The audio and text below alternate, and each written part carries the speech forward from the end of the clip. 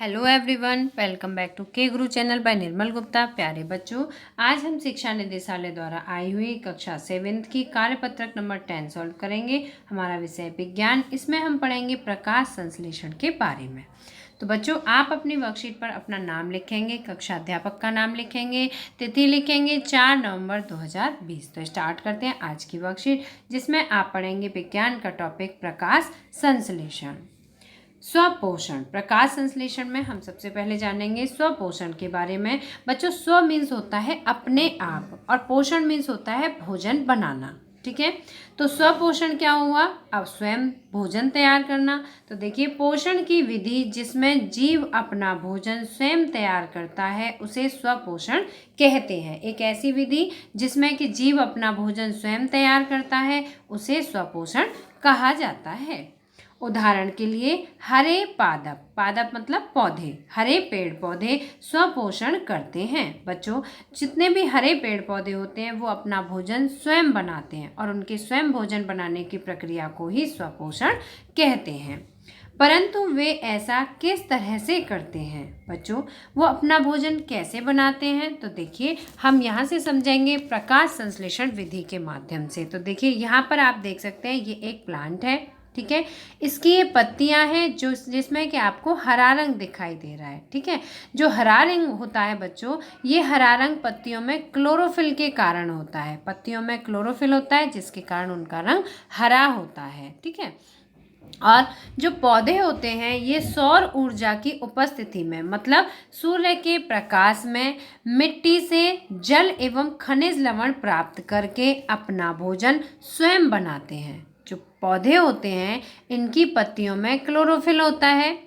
Chlorophyll होने के कारण ये जो पेड़ पौधे होते हैं सौर ऊर्जा की उपस्थिति में, जो सूर्य से ऊर्जा प्राप्त होती है उस ऊर्जा की उपस्थिति में मिट्टी से जल एवं खनिज ग्रहण करके, मिट्टी में उसकी जड़ें होती हैं ना पेड़ पौधों की, तो मिट्टी से जल एवं खनिज ग्रहण करके अपना भोजन स्वयं बनाते हैं। तो इस प्रकार से सभी पेड़ पौधे, सभी हरे पेड़ पौधे अपना भोजन स्वयं बनाते हैं। अब बच्चों, ये जो पत्तियां होती हैं आप यहाँ पर देख सकते हैं कार्बन डाइऑक्साइड। तो ये जो पेड़ पौधे होते हैं ये कार्बन डाइऑक्साइड गैस को ग्रहण करते हैं। ठीक है, और ऑक्सीजन गैस को छोड़ते हैं, ऑक्सीजन गैस को छोड़ते हैं। ठीक है, तो इस प्रकार से ये जो पेड़ पौधे होते हैं प्रकाश संश्लेषण की विधि के द्वारा अपना भोजन स्वयं बनाते हैं। बच्चों, प्रकाश की उपस्थिति में ही पेड़ पौधे अपना भोजन बना सकते हैं। अगर प्रकाश की उपस्थिति नहीं हो तो ये अपना भोजन नहीं बना सकते हैं। अब हम पढ़ेंगे पत्तियां पादप की खाद्य फैक्ट्रियां होती हैं। जो पत्तियां होती हैं उन्हें क्या कहा जाता है? पादप मतलब पेड़ पौधे, उसकी खाद्य फैक्ट्रियां कहा जाता है, क्योंकि पत्तियों के द्वारा ही पेड़ों के लिए भोजन बनाया जाता है। इसलिए पत्तियां पादप की खाद्य फैक्ट्रियां होती हैं। पादपों में खाद्य का निर्माण पत्तियों में होता है। खाद्य मतलब भोजन, जो पौधों के लिए जो भोजन की ज़रूरत होती है वो भोजन का निर्माण कौन करता है? पत्तियां करती हैं। इसीलिए पत्तियों को खाद्य फैक्ट्रियां कहा जाता है।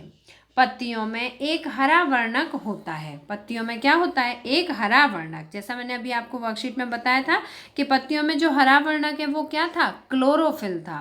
तो पत्तियों में एक हरा वर्णक होता है जिसे क्लोरोफिल कहते हैं। यह सूर्य के प्रकाश की ऊर्जा का संग्रहण करने में पत्ती की सहायता करता है। जो क्लोरोफिल होता है ये सूर्य के प्रकाश की ऊर्जा का संग्रहण करने में, संग्रहण मतलब इकट्ठा करने में, उसे पत्तियों की सहायता करता है। वह प्रक्रिया जिसके द्वारा हरे पादप क्लोरोफिल की सहायता से सूर्य के प्रकाश की उपस्थिति में कार्बन डाइऑक्साइड और जल से भोजन तैयार करते हैं प्रकाश संश्लेषण कहलाती है।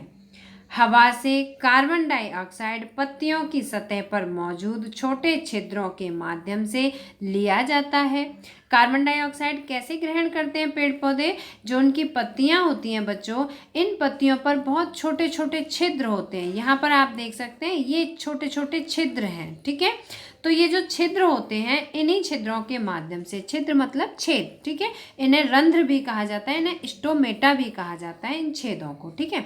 तो इन छेदों के माध्यम से जो पत्तियां होती हैं वो हवा से कार्बन डाइऑक्साइड ग्रहण करती हैं, ठीक है, और वही कार्बन डाइऑक्साइड जो कि उन्हें प्रकाश संश्लेषण में सहायता प्रदान करता है।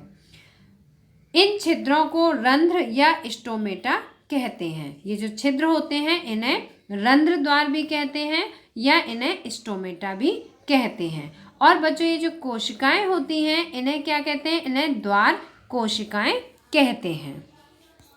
अब हम जानेंगे जल एवं खनिज के बारे में। तो देखिए, जल एवं खनिज वाहिकाओं द्वारा पत्तियों तक पहुंचाए जाते हैं। जो पेड़ पौधे होते हैं ये जल एवं खनिज कैसे ग्रहण करते हैं? ये वाहिकाओं द्वारा पत्तियों तक पहुंचाए जाते हैं, जो नली के समान पादप में फैली हुई होती हैं। जो ये पेड़ पौधे होते हैं इसमें नली के समान होती हैं, ठीक है, और पूरे पेड़ पौधे में ये वाहिकाएं पाई जाती हैं। पत्तियों द्वारा सौर ऊर्जा संग्रहित की जाती है। सौर ऊर्जा मतलब सूर्य से प्राप्त ऊर्जा, ठीक है। सौर ऊर्जा पत्तियों के द्वारा संग्रहित की जाती है। संग्रहित मतलब इकट्ठी की जाती है तथा पादप में खाद्य रूप में संचित हो जाती है। अतः सूर्य सभी सजीव जीवों के लिए ऊर्जा का अंतिम स्रोत होता है। सूर्य क्या होता है? सभी जीवित जीवों के लिए, जो भी जीवित हैं उन सभी के लिए ऊर्जा का अंतिम स्रोत होता है। तो बच्चों, इस प्रकार से ये आपकी वर्कशीट पूरी हुई।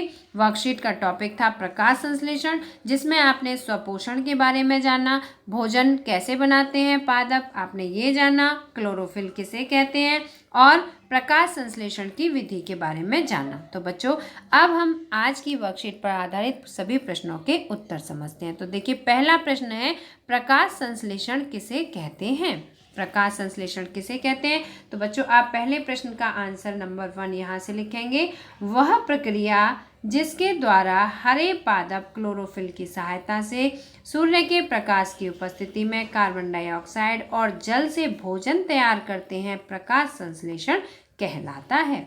यहाँ तक, ठीक है। ये हुआ आपके पहले प्रश्न का आंसर। प्रकाश संश्लेषण किसे कहते हैं? तो प्रकाश संश्लेषण उस प्रक्रिया को कहते हैं जिसके द्वारा हरे पेड़ पौधे क्लोरोफिल की सहायता से सूर्य के प्रकाश की उपस्थिति में कार्बन डाइऑक्साइड और जल से भोजन तैयार करते हैं। प्रश्न नंबर 2 है रंध्र से आप क्या समझते हैं? तो बच्चों, अभी हमने यहाँ पे जाना था पत्तियों में जो छोटे छोटे छिद्र होते हैं उन्हें क्या कहते हैं? रंध्र कहते हैं। तो देखिए, दूसरे प्रश्न का आंसर है पत्तियों की सतह पर मौजूद छोटे छिद्रों को रंध्र या स्टोमेटा कहा जाता है, ठीक है। यह हुआ आपके प्रश्न नंबर 2 का उत्तर। प्रश्न नंबर 3 है सूर्य ऊर्जा का चरम स्रोत है। सूर्य क्या है? ऊर्जा का चरम स्रोत है। चरम मतलब अंतिम स्रोत है, कैसे स्पष्ट करें? तो ये है आपका प्रश्न नंबर 3। इसका आंसर आप यहाँ से लिखेंगे। पत्तियों द्वारा सौर ऊर्जा संग्रहित की जाती है तथा पादप में खाद्य रूप में संचित हो जाती है। अतः सूर्य सभी सजीव जीवित जीवों के लिए ऊर्जा का अंतिम स्रोत है। ये है आपका आंसर नंबर 3, ठीक है। यहाँ से पूरा यहाँ तक आप लिखेंगे। ये है आंसर नंबर 3।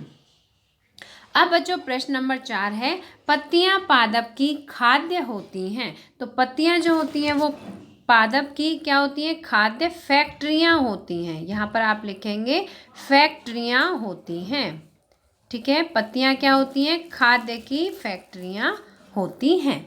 इस तरह से ये आपकी वर्कशीट पूरी हुई। बच्चों, अगर आपको वीडियो पसंद आया है तो लाइक करना, अपने फ्रेंड्स के साथ शेयर करना, और अगर आपने अभी तक हमारे चैनल को सब्सक्राइब नहीं किया है तो आज सब्सक्राइब जरूर करना।